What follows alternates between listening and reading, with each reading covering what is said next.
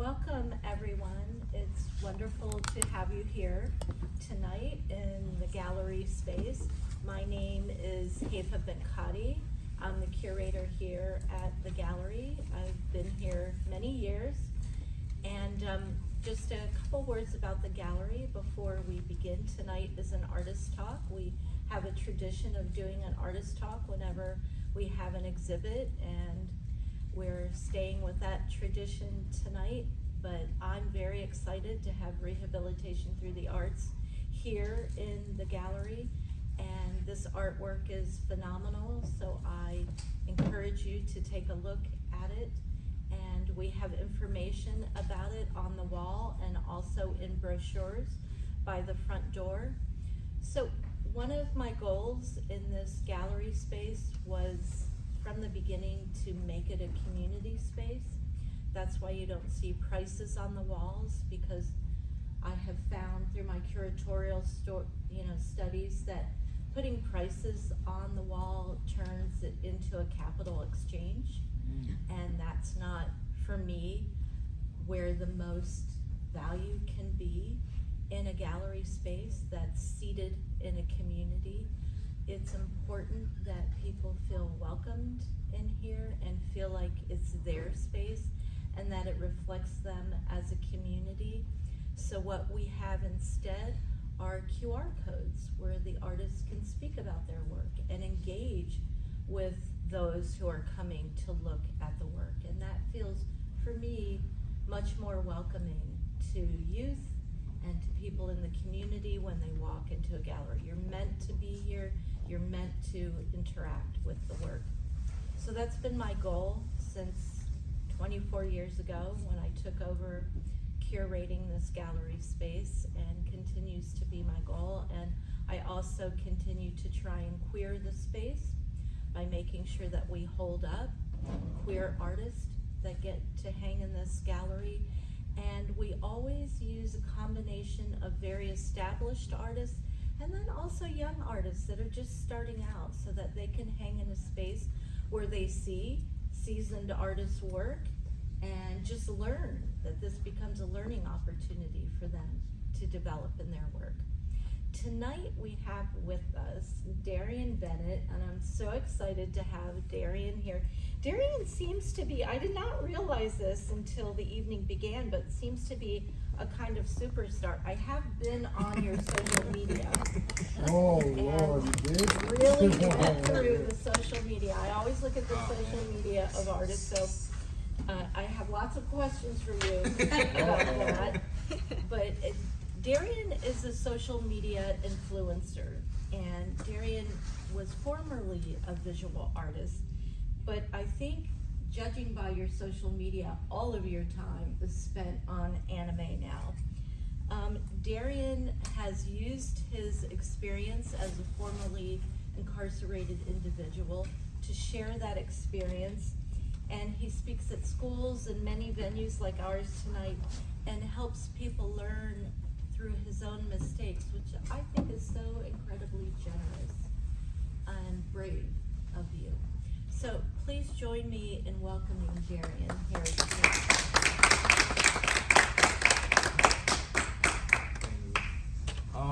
First and foremost, he spoke about social media, so we gotta get a selfie. I gotta get a selfie with everybody.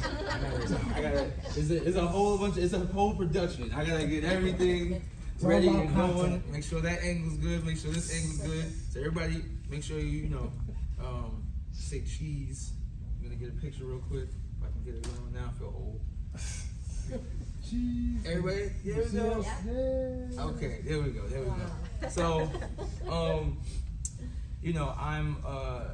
no longer, a visual artist, even though I did used to do visual art. Now I do more influencing and comedy, and of course with anime. And it's funny because it's like now I'm the annoying influencer, and I used to be the starving artist. And my family will not let me live it down. And it's so funny because I was doing art for 14 years, and before that even. But in prison, I was doing it for like 14 plus years, and it's like I couldn't give the art away.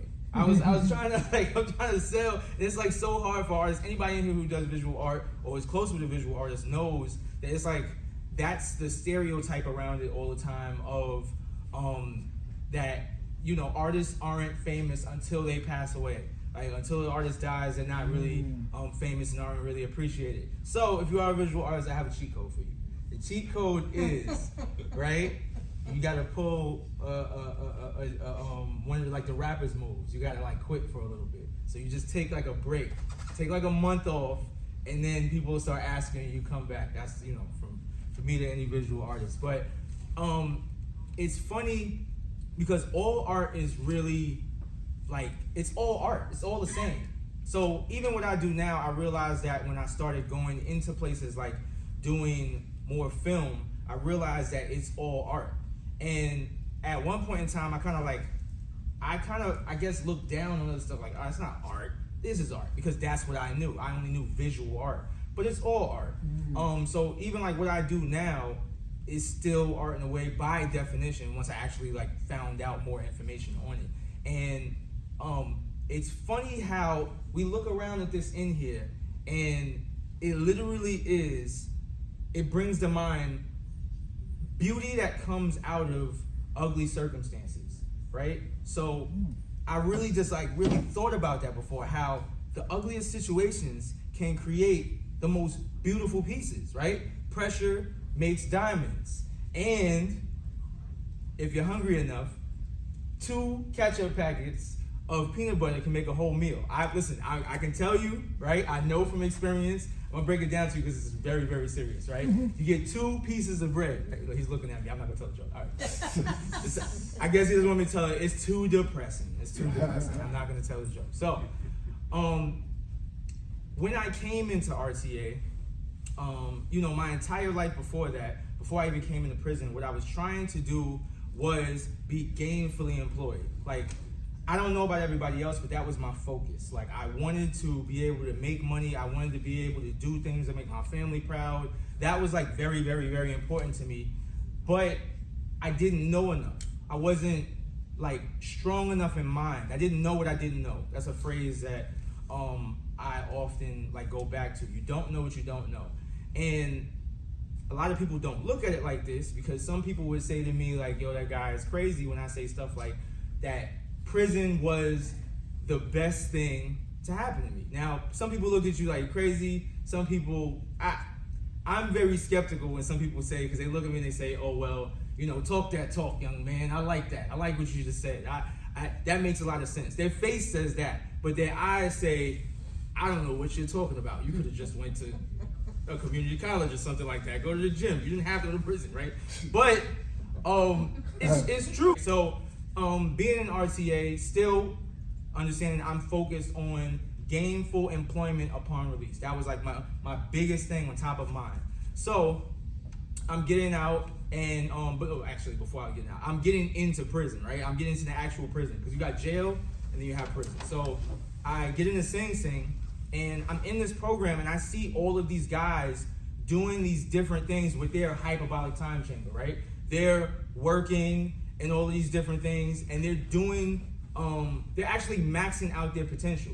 So I would say to the point, actually, to where other people almost can't just attribute their greatness to be their greatness, right? So there was this thing that was going around where people would say somebody who was in RTA, because they were doing so great and because they were involved in so much, it was because they had these things, they were in the secret society. Right? It was a conspiracy. If he knows, they would say, oh, he's secret society, right? Which is always a crazy thing to me. One, it shows the greatness of RTA and how, that people would look at that and be like, wow, look at the great things that he's doing, almost like they can't explain his hard work. But also, it's a really crazy testimony to how people's thinking sometimes works. That you can be in such struggle that you would look at somebody who's just struggling a little bit less and actually say, he must have sold his soul to get that type of little less struggle, right?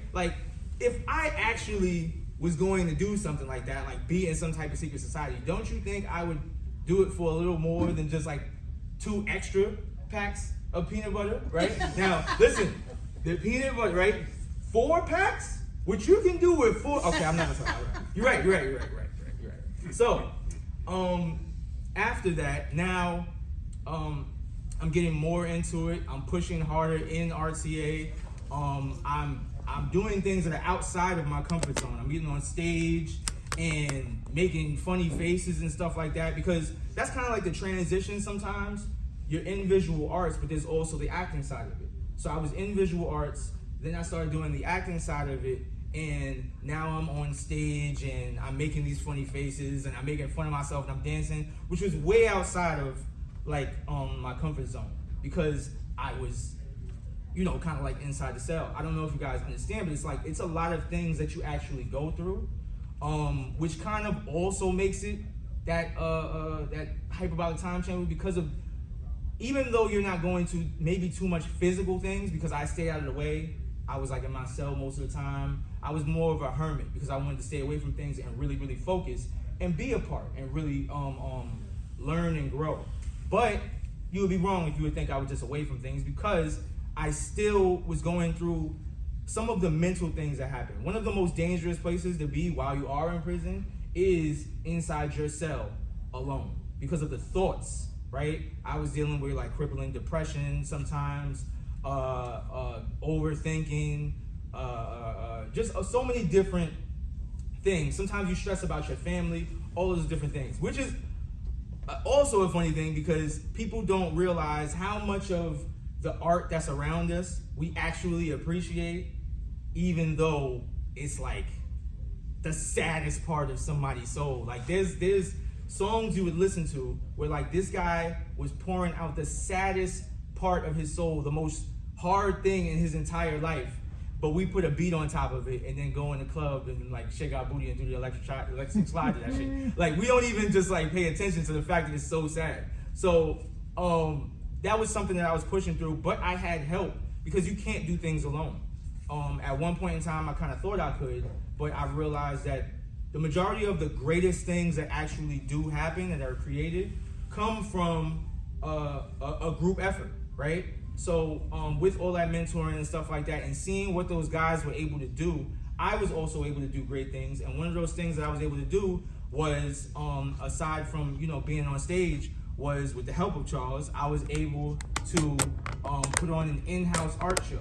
And before that, we were having art shows, but they were kind of like a before and after, almost like an intro and an outro to the play that was put on, that was annually put on. So because of COVID, we ended up doing an in-house art show, which also ended up getting written about in the New Yorker, and I'm very thankful to Charles for helping out with that. And these are the things that I definitely wanted to do, because I had seen all of the things that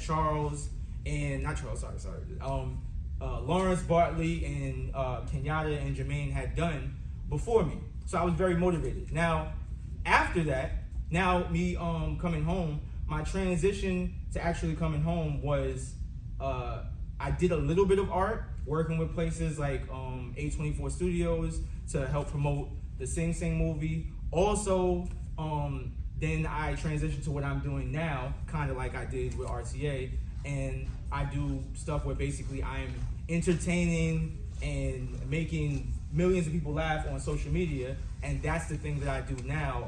And I reach back and I definitely draw a lot of that inspiration from what was happening with RTA and with me getting on stage. And also, and hopefully through that you can kind of see how it's like my ugly situation, my time in the hyperbolic time chamber turns into beauty. And it just shows how true that saying actually is. And now I'm able to do that same thing and talk to my daughter about these things, right? Who I didn't tell you guys, I also had a daughter since I went in. And that's been an important thing to me too, to be able to talk to her and teach her things that maybe weren't taught to me when I was younger. So now I sit her down, even though she never wants to listen, and I sit her down and I say to her, like, Jada, right? That's her name. Jada, you have to listen. It's very, very important, right? These are the things that I learned when I was inside. So now, for instance, if you take 2 packets of peanut, I can't tell the joke. All right, cool. But hopefully you kind of understood my journey through that, and I'm just very happy to be here today to show some support to the other guys who made art alongside me.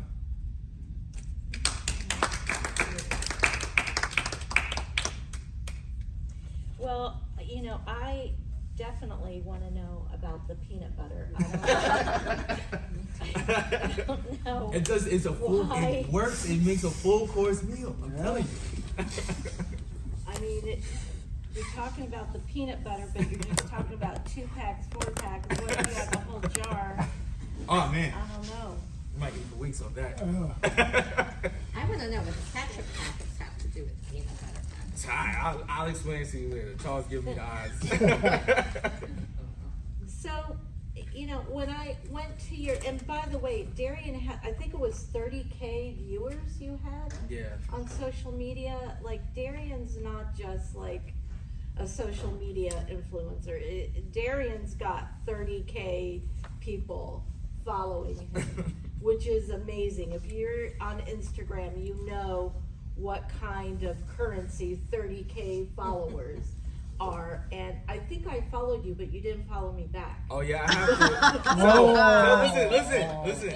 I just got the like a funny thing that happened. So for one, in order to make sure, it's kind of like investing, but in order to make sure that you don't put all your eggs in one basket, it's like I have 30K on Instagram, but then 10K on Facebook, and then I think Wow. 8,000 on YouTube. So and then 3,000 on TikTok. So you want to have different places for one, because Instagram is very glitchy. So you have no idea when it's gonna go down. Right. And one of the things that ended up happening was I was unable till last night. I'm celebrating that. You was right after I left you was when I finally got it back, the ability to follow people back, because it was like glitching out. They was restricting me from following or liking anything for like 30 days. No, that happens. So on I just got Instagram, it back, yeah. and I'm very, very As a happy. punishment? I don't know what They happened. you just never know. They shadow ban you, and you lose certain features, Yeah. but have others. It's just weird. Like same Yeah. thing. I had for like a week. I couldn't upload any stories. They have so many different apps. It kind of like goes crazy. But I Yeah. will follow you back. So. Okay, I believe you. So I wanted to ask you what was the inspiration for anime? Was that something that you always were interested in? Did that happen like after? So, since I was young, it was always something that, so like this is, the symbol is the symbol for the turtle school in Dragon Ball Z, or going all the way back to, the original Dragon Ball before they changed it. I want to make, listen, if I'm wrong, forgive me, right? 'Cause they will come for you. Like, that's not the symbol for turtle school. That's the symbol for, yeah. So sometimes, there's so much you can get off on it. But I would say since probably my junior high school days, I was into a lot of anime, and one of the biggest ones was Dragon Ball Z.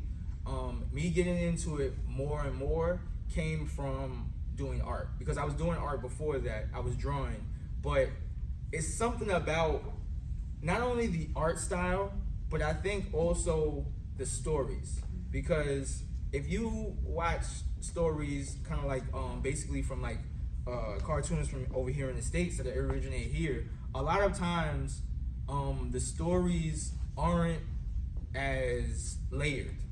Yeah. There's a lot of like, I remember talking to a friend that I work with, and he was saying that, I didn't want to watch such and such because it was a kid's show, right? I have one of the characters tattooed on my arm, Hunter. He's like, I didn't want to watch it because it was a kid's show. I said, you should watch past the first episode, bro. So he watched past the first episode and saw that even though they were like 13 years old, they had to go through this thing called the Hunter exam, which they're about to have like a real Hunter exam in Washington D.C., which is crazy. But he had to go through the Hunter exam where people died in the Hunter exam on their way. And this kid was like 13, but like he was in the Hunter exam with another kid who was an assassin, and then they had to like go through this. So there's a lot of more mature kind of like plots and stories, and even some of like the quotes and things that are like the undertones and subtext that's being portrayed in a lot of this stuff is really deep. But when people see something that's animated, they automatically assume it's because of what's here in the States. But That's in just a Japan, cartoon. this stuff originated like out of a completely different time. Anime came like around the time of right with them recovering from one of the wars. Yes. So it's not the same thing, to the point where one of the animes that got really popular, Astro Boy, that ended up coming over here, America had to censor it because American youth wasn't used to a cartoon being so mature and having war themes in it. So that I think that's one of the things that not only attract me but attracts a lot of people, is that there's so many profound things that's inside those storylines. Well, I know there's a Japanese filmmaker, Kurosawa, and my first exposure to Japanese film was a Kurosawa film, in which it's 7 films in one film, because the events that happen are told through every single actor's perspective. That's what it is. So there's all these layers, and I see that in some anime. There are layers to the anime, and I think that's, I mean, TV here is really dumbed down in so many ways. And so I think anime has really taken off here, because youth don't want to be dumbed down. They're interested and they're interested in real stories, authentic stories. And I know when I was young, I fell in love with Japanese film for that reason, because there wasn't a truth. There were many truths. And I felt that was it was an opening to know that there wasn't just one truth. We're gonna get you guys all to watch anime. When you were inside, you talked about, when you were inside and what interested you in the art and the acting and the dance, but now that you're, and I find so much of the language around incarceration problematic. Like today I said to Alia the word released, and I said, oh, I don't like that word. That word feels like enslavement, and it feels like a kind of justification for enslavement, but it's used all the time, and there's got to be another word for that. What do you think is the right term for that? It's funny because my brain just works like crazy sometimes. I'm sitting here and I'm looking for like a more like comedic word. I'm looking to make a joke, but there really isn't one that I can really think of, just to the fact that like you got a lot of people that are like, I don't care what you call me as long as you call me free. Like they're not really we don't really worry about like that as much. But I completely understand whenever, and I appreciate it whenever. So like I want you to know that I greatly appreciate you even caring that much about that, because that's how things actually get changed for guys, for people that care about things and get offended about things for somebody who's in there. But like for me, I'm very big on words and how I say certain things. So the reason why I didn't really like Get Out, and the reason, because like guys will say I came home while I get out. I didn't really like Get Out because to me it always had that feeling of going back in, because when I leave somewhere there's always the option of going back in. But when I think about release, it's like you don't go back to something when you're released. So I would say things like they let me out, or they let me go, or released, and there was sometimes especially come home. Like a lot of people say when I came home, when I go home, and I like that because I never subscribed kind of like mentally to being there and that being like my home or anything like that. I never looked at it like that. So for me, I do like released, but I mostly say like when I came home. I liked when you said it, when you were speaking. You said when I went home, and it sounded really warm. Yeah. And it felt good. And yeah, home is one of those words where like you have a house and then you have a home. Yeah. And when you say home, it's like it means something, and it's like a very strong, like you said, it's a warm feeling to it. Yeah. Which makes a lot of sense because it is cold as I don't know what in prison. So that's something that resonates with me a lot. So I have this book. I'm absolutely an abolitionist. I've been an abolitionist since the 80s.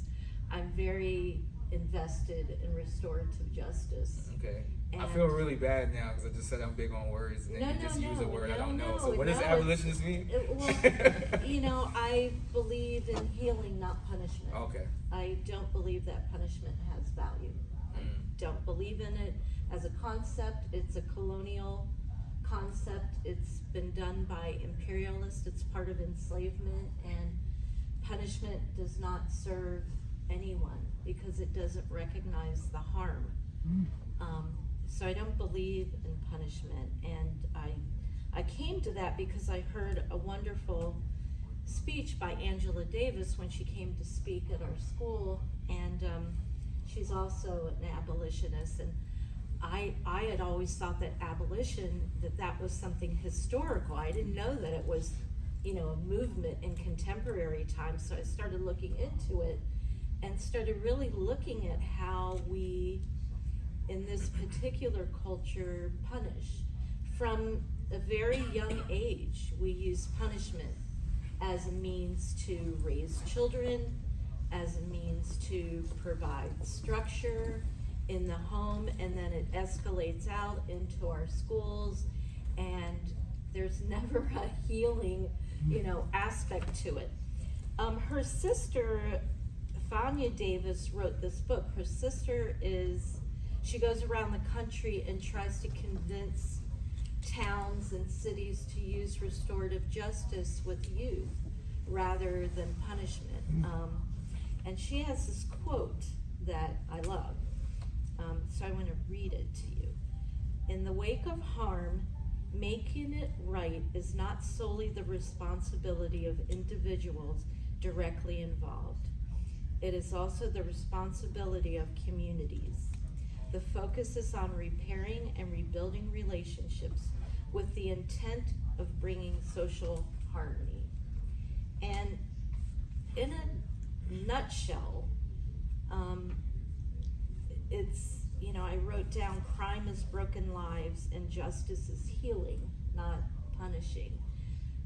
We seem to think that if someone's been harmed, then what you do is harm again to equal it out. And I think it comes from that eye for an eye thing, but at the end, if what we want are whole communities, then punishing is never going to serve the community.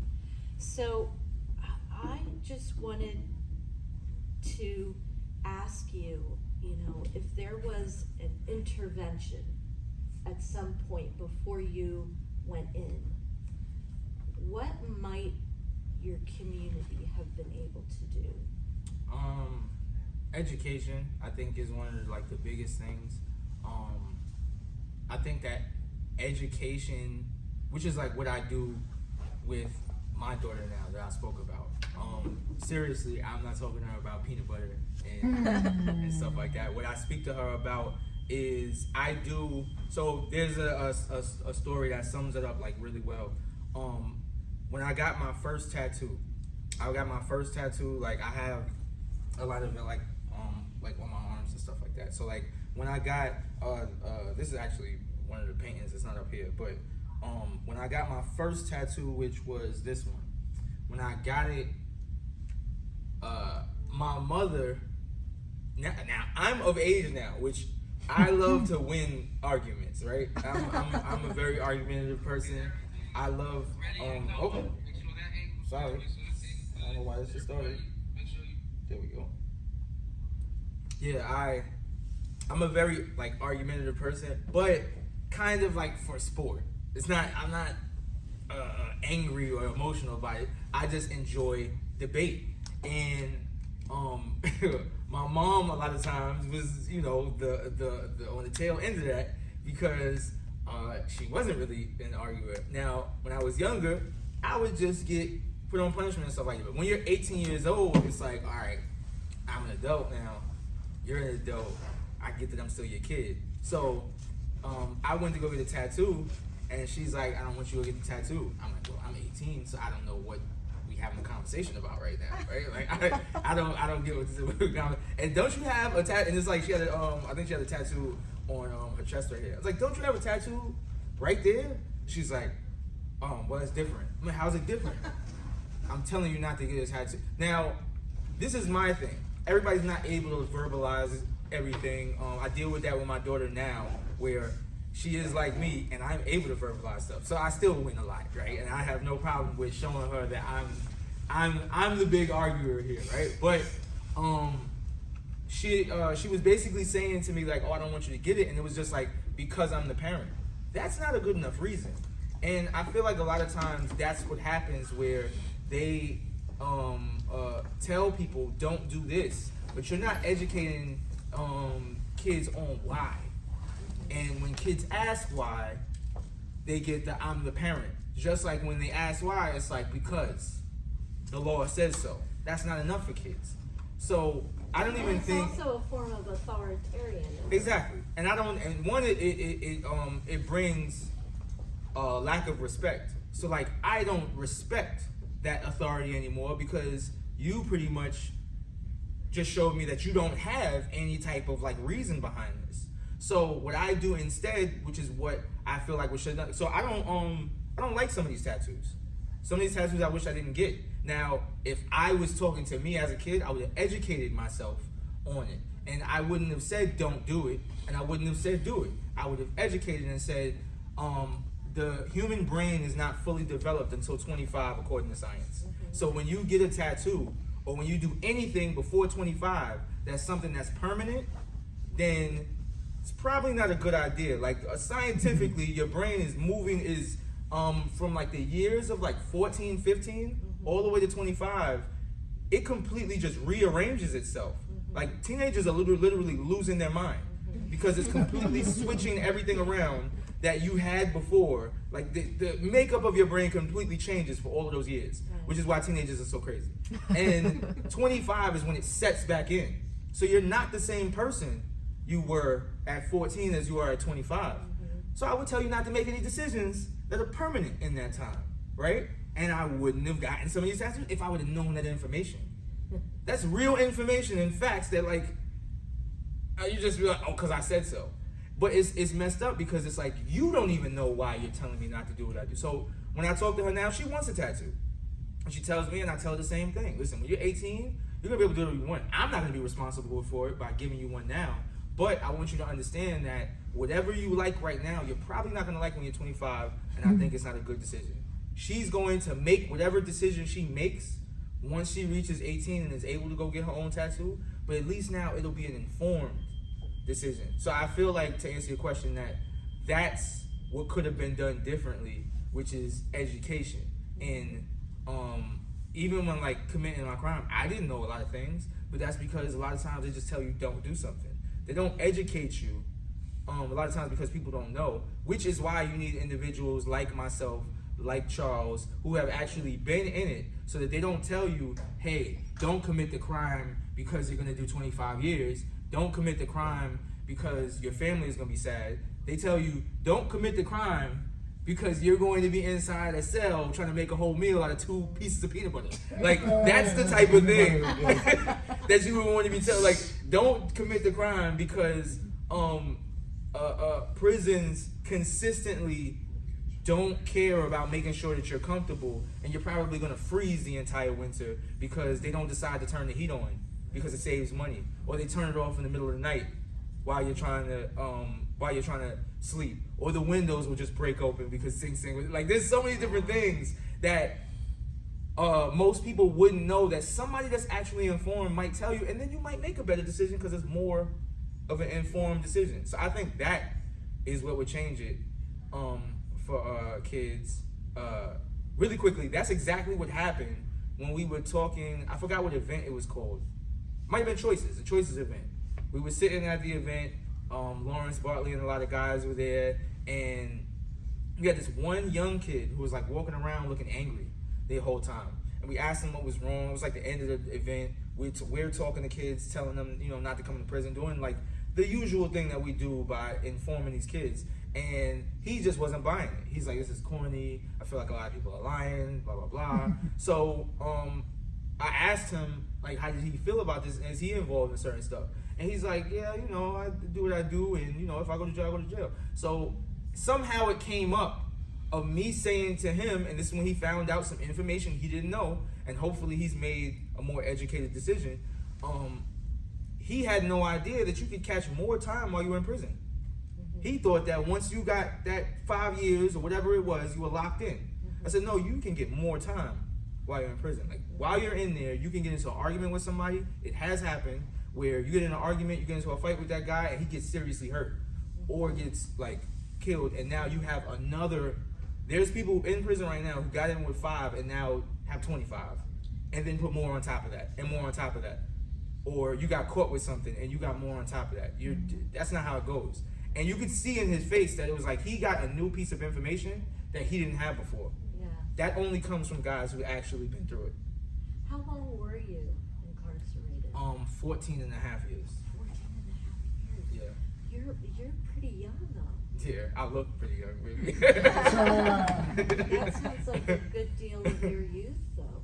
Yeah, I mean, like I said, it doesn't. It's one of those things that's like, for some people, I was around, they got way more.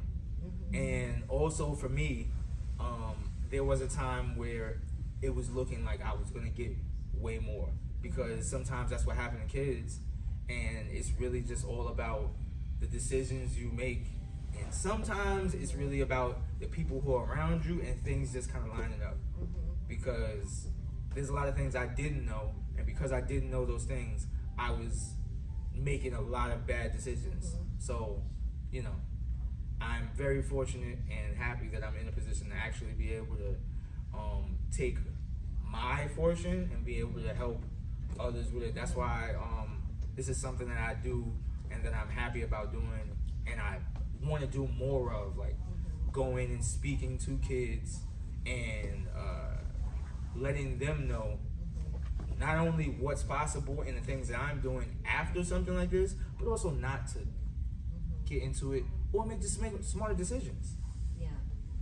There's an African concept called Ubuntu, which means it's kind of the thing that we say, it takes a village, that we are a village and we're connected. And one of the things that the abolition movement is based on is this idea that when somebody is incarcerated, that the impact is a community impact. It doesn't just impact that one individual, it impacts an entire community, well, a family, and then a community, and there's a large scale of impact that is felt. And so if that's the case, then what we're doing to try and find alternatives to incarceration has to be a community effort. It has to be something that we do as a community. We have to embrace it. And I think that we often leave our youth, our teens, to the school. And we say, this is for you to deal with. I don't have to deal with the teens. The school has to deal with the teens. And just knowing from your experience as a young man and what, kind of led you in the journey that you went on. How do you think as a community we can support our youth better? I know you said education, but there are other things. I know here in Yonkers, where this gallery is, we are one of the lowest census tracts that exist in the United States. We exist in the lowest, most impoverished census tract. And if you work here in the library, you become very aware of our community and, most importantly, our youth who are hungry. They're hungry. And if we, have, like, we had free apples one day, and we couldn't give out enough apples. They're just, young people were hungry, and I know that hunger is an issue, but can you think of other things that can support youth, that we could do as a community to support you? I think one of the biggest things is also understanding, because it's really hard a lot of times to help somebody when you don't really understand who they are. And there was a couple of, so that same event that we had, there were guys, they're older than us, and I feel like sometimes it's not even just about age, but it was like that I'm really in touch with a lot of different things that people wouldn't think I'm in touch with, where a lot of younger guys are surprised that I know those things, especially way younger, like really, really way younger. They're surprised that I know those things, and it's really just because I'm just very open-minded. I don't even think it's really about my age. It's really just that I'm open-minded. So it's that also, the understanding comes from being open-minded, but it's you have to go find out. I feel like a lot of times, and I see it a lot, people will be you see it in business too, because that's a lot of times where I work, especially with dealing with my brand, where people will do things and they have no idea what's going on. And I'm like, how are you doing what you're doing? If you have no idea what's going on, how are you helping people? They'll say that they're gonna help out a certain community and have no people from that community on their staff. How do you help them then? You don't know who they are because you maybe watch something, or because you ask some questions. It's nothing like actually immersing yourself inside that thing, or having somebody who is immersed in that actual community. So I think that understanding really, really is a big part of it. For me, that's what I do. Anytime that I'm about to interview somebody for a live that we're about to do, like an Instagram live, and I'm about to have somebody on my live, or if I'm about to do some type of collaboration with somebody, I go and do research and find out who this person is. And I also try to do things that are where we're closely connected. When I started doing a lot of the things that I'm doing right now, I spoke to my daughter about it. My daughter's way younger than me. There's stuff I wouldn't have known if I wasn't speaking to her about it. But it's something that happened to me when I was younger, and it's something that still happens. A lot of times, it's hey, you're younger, you're stupid. You're younger, you don't know. I know, you don't know, you're too young. And it's really hard to help if you're not, in that. So I think that it's the same thing with dealing with people who are incarcerated. You gotta have somebody who's incarcerated that's either consulting or that's a part of your team. If you're dealing with kids that are younger, you have to have somebody who's younger, who's maybe a little more mature and can actually kind of be a part of the conversation, who's also a part of the team, because then they'll be able to translate some things that you're just not going to be able to understand. So I think that that's very important, and a lot of people skip over that, which I think is a lot of times very disrespectful. When I was that age, took it very disrespectfully, just because I was one of those people that I was very big on my intelligence and how it was moving. So when I said something, it really bothered me when somebody was older or wasn't of my community that was just kind of like disregarded what I said. I'm like, am I not a human being because I'm 14? It just was kind of, you know, that I think that's really what it is, understanding and hearing. Yeah, I think we dismiss youth a lot, and you know, I know here in the library we have a teen space on the 3rd floor. Our 3rd floor, you can make as much noise as you want. Even though we're a library, we recognize that teens have to be wild and crazy. That's part of their development. It's a part of their learning. I think that's a beautiful thing. You guys are the moving 3rd in the right floor direction. is, hey, watch TV, play on the computers, game. They do a lot of gaming on the 3rd floor, and it's loud when they're gaming.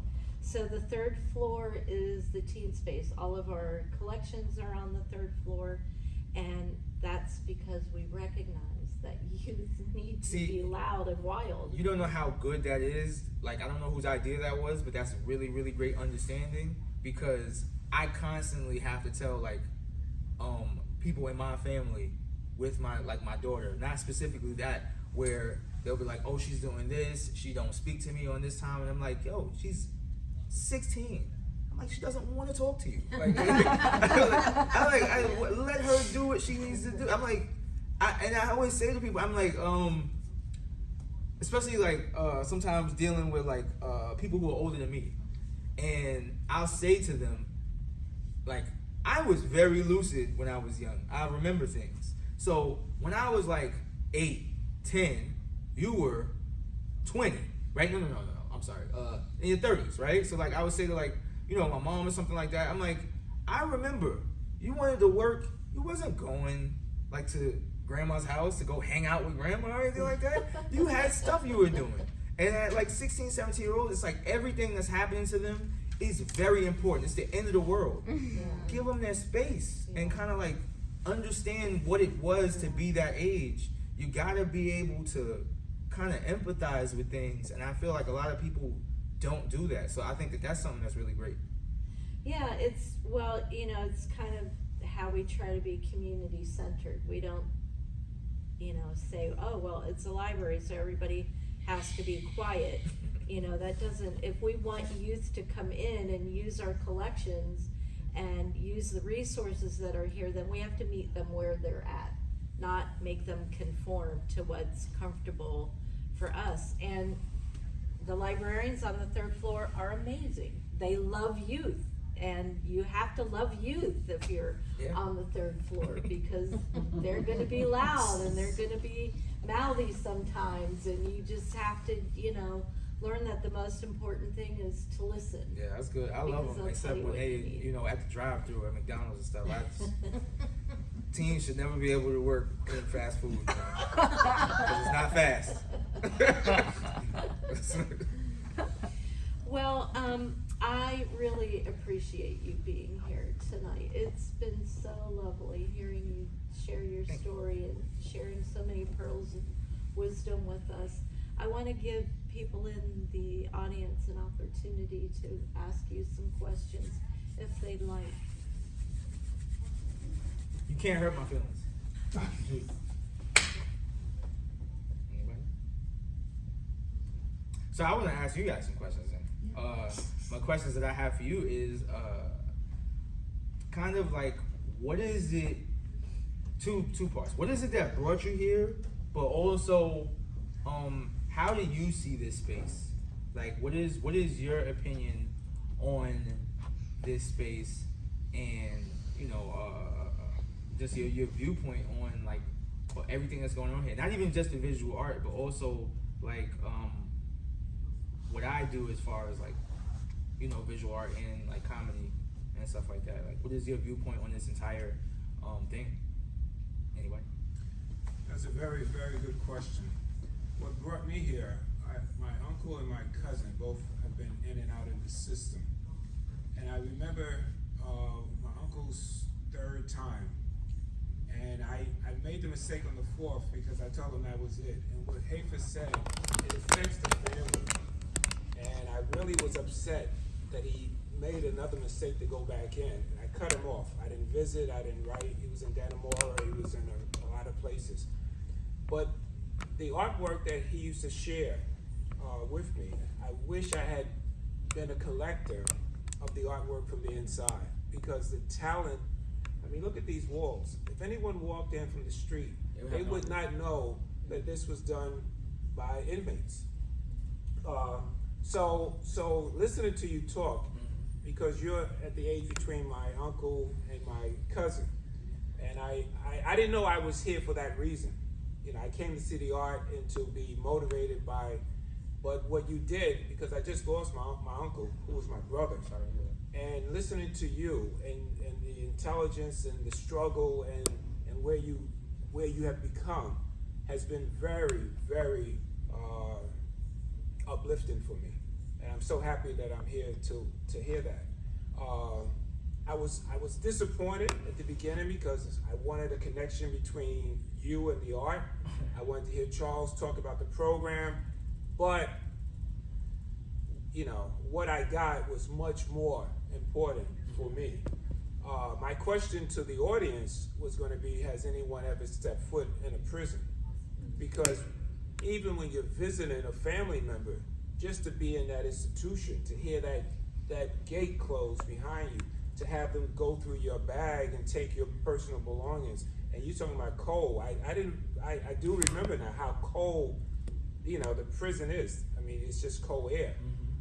So I wanted to know how many of us have actually walked into a prison, spent time and seen, because you feel like you're you know, incarcerated as well. I just want to thank you for doing what you're doing, and those answers are really important. You know, we need to understand, just to listen to who they are and where they are. Just to first answer that first part, this exactly everything, because we usually will do this of going places and talking, and he'll speak and then I'll speak.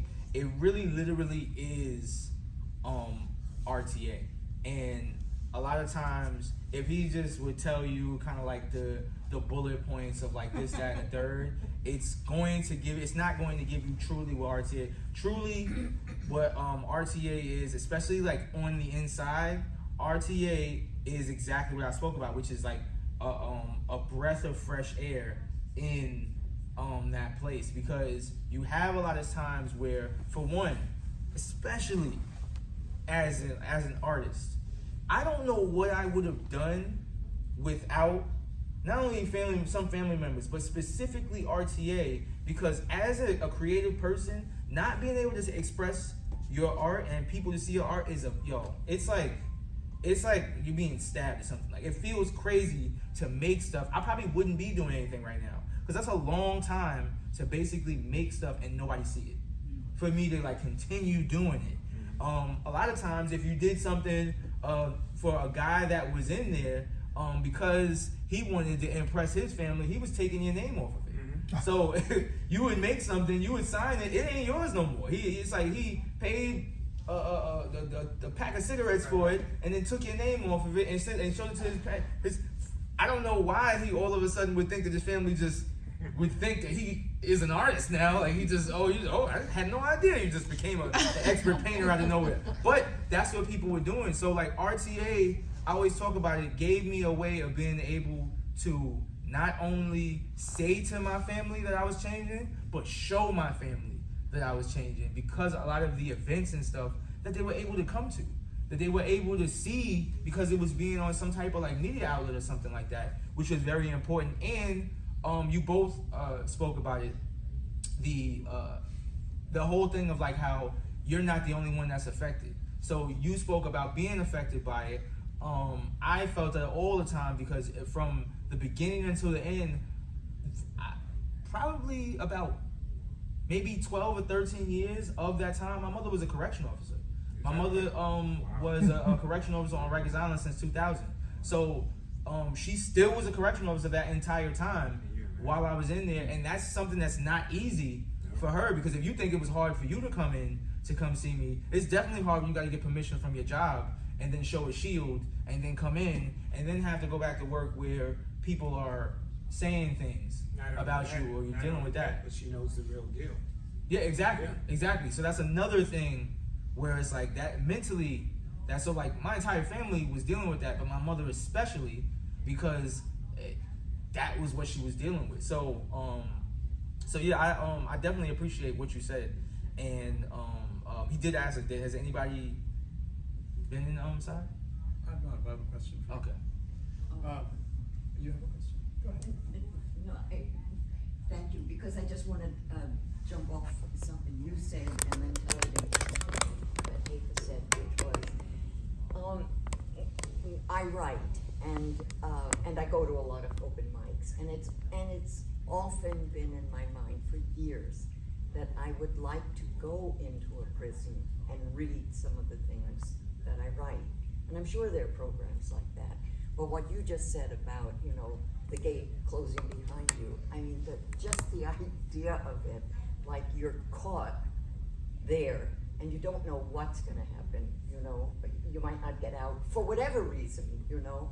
Just being imprisoned is such a terrifying feeling. And, I mean, there's no way to make prison, you know, welcoming, but on the other hand, that's the real problem when prison is totally separated from the community, right? There is no way for somebody to actually understand what's going on in prison other than, you know, whatever you get in the news, and very often that's, you know, doesn't tell you very much anyway. Mm-hmm. So I think it's a real problem that we don't have a direct experience of a lot of things, but specifically, you know, of. Can I just Yeah. say something to that? There is an opportunity to participate in prison because they call them volunteers. Like I work for the Rehabilitation Through the Arts. I'm the director of programs, and we have teaching artists that come in and work with the participants to help them do this visual arts and help them with theater and stuff like that. So there is, if you wanted to, and we have writing workshops too. So if you wanted to come in and teach a writing workshop or something like that, that is possible. And we're very proud to say that this is going on our 29th year, that there's never been an incident between the civilian, which is what they're referred to on the inside, and not get out. You may not be able to get in, Yeah. but you can definitely get out, you know, because they always say we had an incident, you know, we had an incident, but things happen on the inside because it is prison. You know, everybody's not like, you know, it's a process that people get to where Darrian is, where I was, and the folks that he was talking about. Because when you come in, it weighs heavy, you know, how am I gonna do this, yada yada. So it is a process. And then we hope that everybody will go that way and make it out like we did. But there is opportunities to go in. And also, if you follow our website, you can take the little way, you can come to one of our productions and see a play or something like that. And then you'll say, wow, that's great, maybe I want to teach. So, you know, just take the baby steps, hear the door and see if you could take it, because it will slam, hear the keys, hear the radios, and then see if you're able to take that bus ride when he drops you off and you're with the residents and you go, because you sit in the classroom with the residents and your students, and there's like maybe 150, 200 people in that area, one officer. Mm-hmm. So don't freak out, but it's only one officer here, so. And we definitely appreciate it. The volunteers are very, very important. Like Cheryl, for instance, like there's things that now I use. I always think to myself how I directly, because like I spoke about, education and information is so valuable. I got those things from RCA. So many things I've learned from Cheryl. There were writers that, like, now I write. I wasn't doing that before, but now, because I'm doing comedy and because I'm doing a lot of things that have to do with film and doing skits and doing so many different like creative things where I'm talking, right? I had to write for today. I end up having to write every day in order to kind of get those, they speak about it in some books of doing the morning papers and stuff like that, of actually getting those creative juices rolling. I took workshops in RTA from civilians who came in who were volunteers that taught writing, and I draw on those things that I learned in there. So those are very valuable things, and the volunteers that come in are very valuable to us because a lot of those things we don't know. And if we did know them, our path would have been completely different because those practical skills give you other options. Rather than deciding to do something illegal, it's like, oh, okay, maybe I will do this. Or the fact of me knowing that it's possible and me seeing somebody like you or somebody like her where, okay, somebody is making a career out of this thing. Representation is very, very important, and a lot of times we grow up in situations where we don't have that. So all we see is the guy who's hustling and doing something illegal in order to make money, so we think that that's the way to, you know, to make things happen. So if you see that, then you think that's it. If everybody else is just on TV, those people don't feel real to you.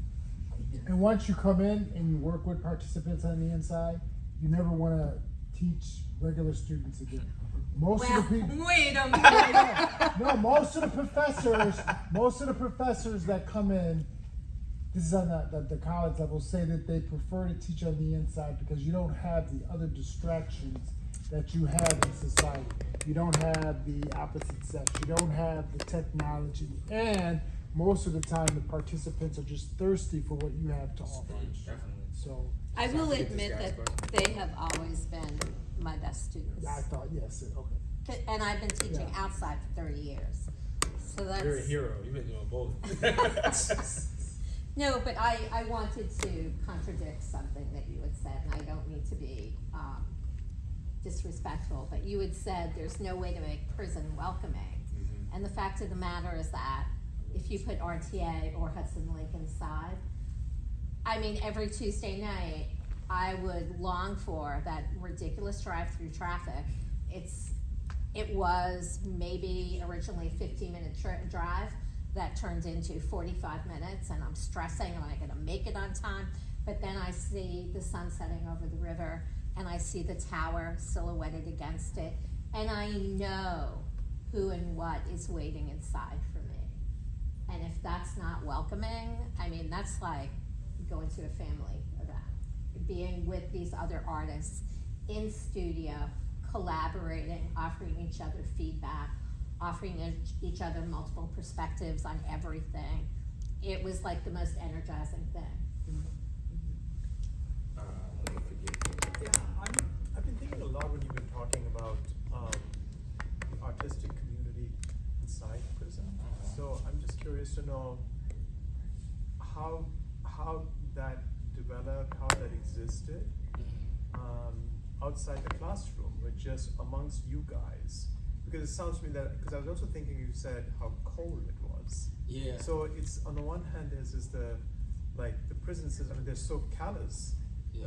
Yeah, but at the same time, informally, when you guys were trying to create your community, artists and, you know, poets and whatever, what was that like, and how much discouragement or just indifference or encouragement did you get from the prison authorities? So, it's funny because I feel like I always had almost like they show it a lot in like different, not even just only animated, but like shows and stuff like that, where you'll have somebody, because they're a hybrid of this. You got the guy who's like a vampire and a werewolf, so it's like he's able to join the sides together, and it's like he ends up being the hero of everything because he's the chosen one.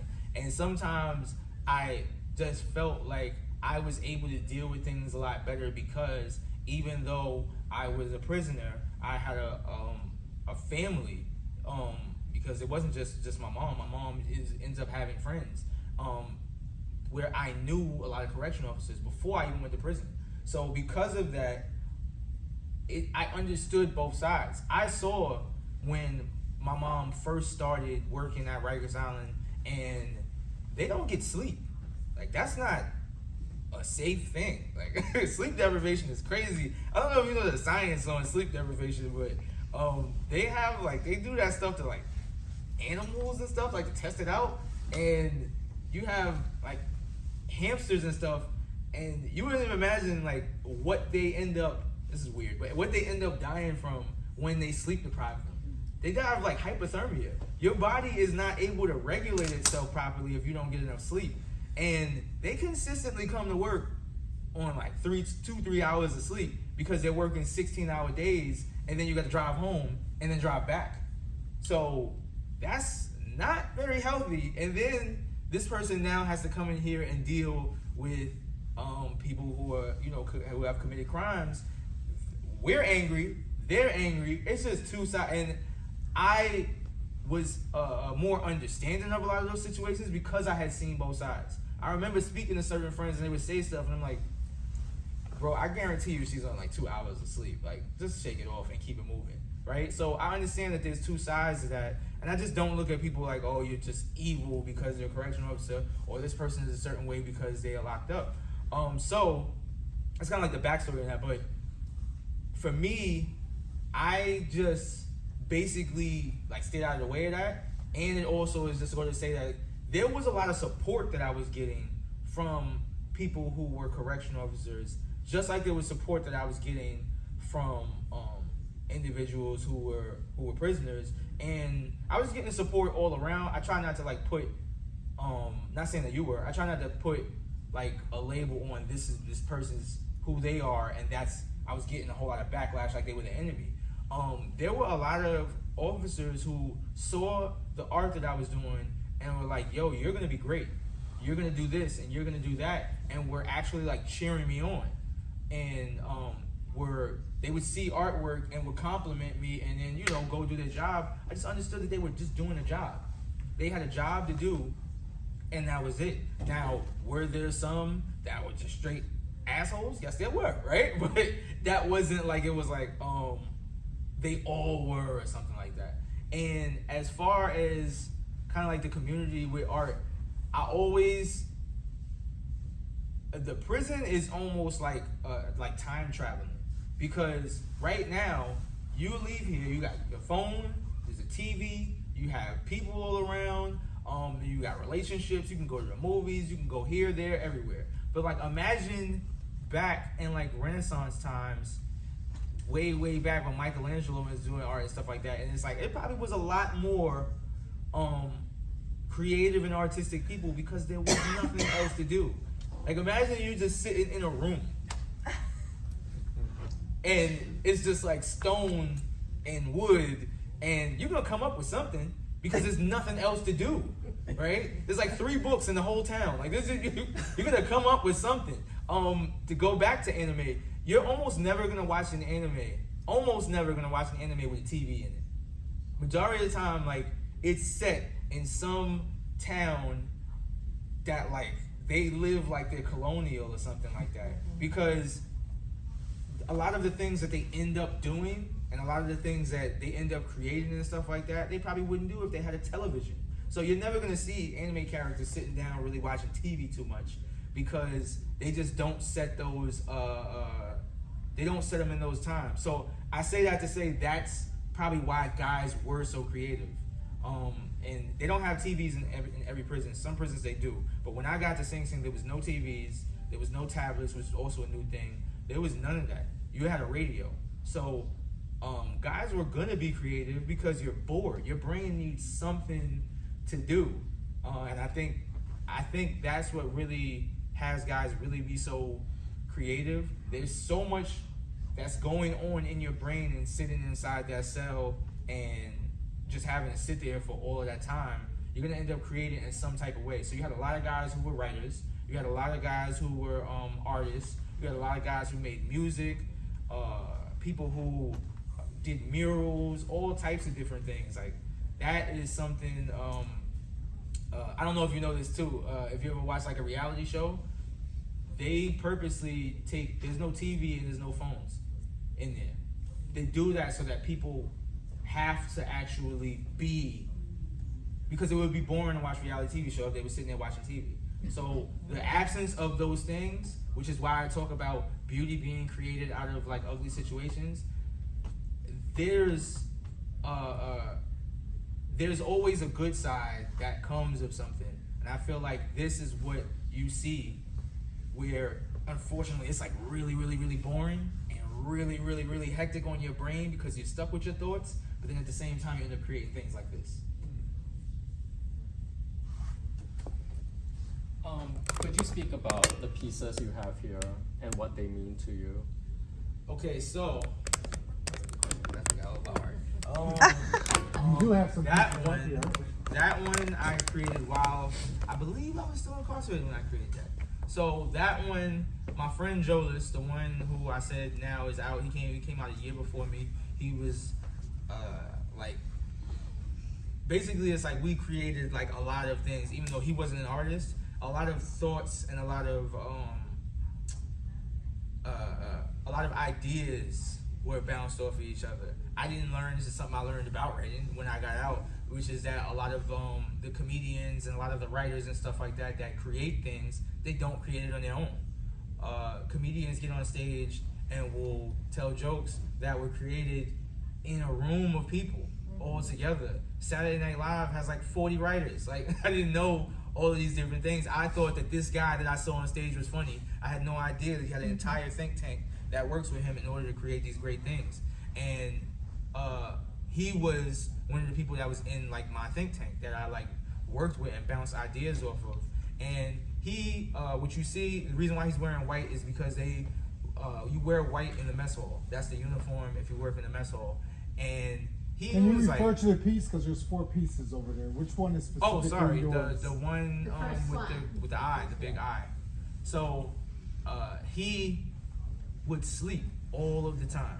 Like he was like borderline like narcoleptic. He would just go to sleep like everywhere, and that's what he was known for, which was like just going to sleep. And that's how he would go to sleep. He would sit on like a crate and just go to sleep just like that.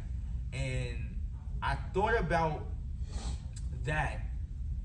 But he also used to be big on dreams. So that's literally what the mess hall looks like, the tile and everything, except for the green part. But the reason why I didn't want to stick directly to it is because it's one of those things that's kind of like, I guess you would say cyclical. It's like, it's almost like a maze or something like that, right? Of, is he looking at himself dreaming, or is he dreaming and that's the dream?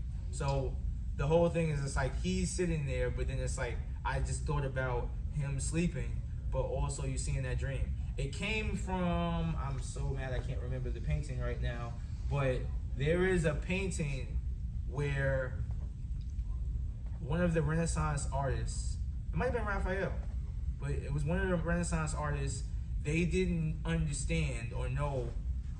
Like, it was kind of like a conundrum. How do you paint a dream?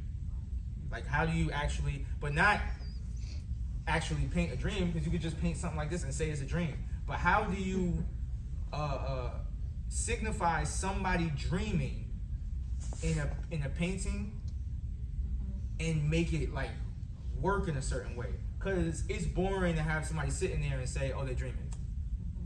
And it's boring to be like, hey, this is a dream, right? They've done that already.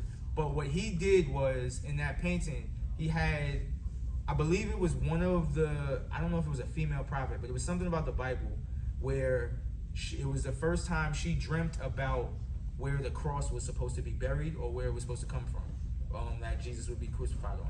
So in the dream, she's sitting there, and outside the window as she's sitting, she's in the window in a certain way, because they use a bunch of like geometric shapes all the time to like make things work as far as like your eye, so for your movement of your eye. And she's sitting in the window, and as she's sitting in the window, you see outside 2 cherubims carrying the cross outside the window. So that's what it was supposed to be, where she was sitting there, but you see the dream outside the window. So it was inspired by that, where I wanted to do the same design of the window, but then have somebody looking in the window with the eye. Yeah, it works. Now I want to find it. It's actually too. How about that one? Oh, that one I did while I was living in the Hudson Lake house, and it really was one of those moments where I was just trying to find something to draw and couldn't. And I always talk to him about how everything is content, and sometimes a person will have writer's block or will have like a creativity block, and not understand that the creativity block is creativity. So if you have a writer's block, write about writer's block. If you have a creativity block, paint about your creativity block. Like we're doing content, somebody would be like, I don't know what video to make. So make a video where you're talking about that you don't know what video to make. It literally everything is content. So because I was having like a hard time coming up with something, it made me think about me trying to figure something out. The painting is the one where the three figures are up top reaching down. It made me think about, it's called Help from the Masters. So it's me sitting there drawing, and then the three masters reaching down, which would be Michelangelo, Leonardo, and Raphael, Right. like reaching down but pointing out what should be done in the painting. So your connection with the masters, was that before you were incarcerated, or was it because of the RTA program? Oh no. Because both pieces have references to. Oh yeah, I'm really big on. I'm like a Renaissance nerd, but actually neither.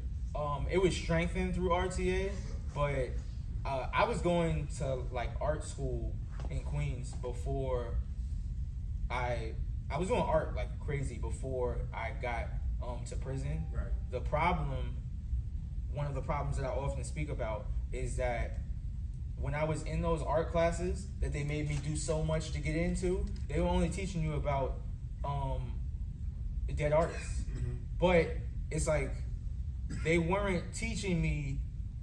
There's a lot of things I didn't find out about these artists that I speak about until I got to prison, which is crazy because it's like I feel like if you're teaching me about these artists who passed away, I just felt like they were missing a lot of things. And once again, I think that comes into play with not being in touch all the way with who you're teaching.